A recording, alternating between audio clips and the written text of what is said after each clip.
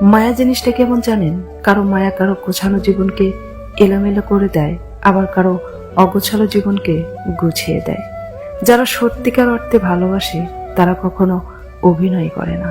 কোটি কোটি মানুষের ভিড়ে তাদের কাছে ওই একজনকে ছাড়া দ্বিতীয় কাউকে ভালো লাগে না। পৃথিবীতে কেউ কারো হয়ে জন্ম নেয় না, বরং জন্ম নিয়েই কেউ কারো হয়। সুতরাং সম্পর্কের জোরে হয়তো কাউকে বলাই যায় তুমি আমার, কিন্তু সারা জীবন নিজের করে রাখা যায় না।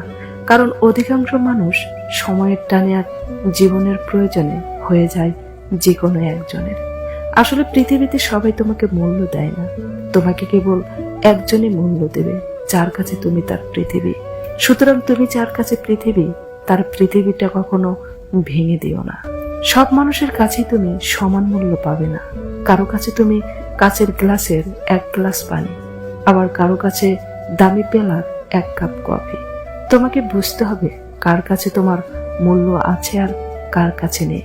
মনে রেখো, যার কাছে তোমার মূল্য নেই তার কাছে তুমি সব সময় সস্তা। যেটা মোনাজাতে চেয়েও পাওয়া হলো না, সেটার জন্য কখনো আক্ষেপ বা অভিযোগ রাখবেন না। মনে রাখবেন, সেটা অন্য কারো, আপনার জন্য বরাদ্দ ছিল না। যারা দুধ কলা দিয়ে সাপ পোষে তাদের আর দ্বিতীয় শত্রুর প্রয়োজন পড়ে না।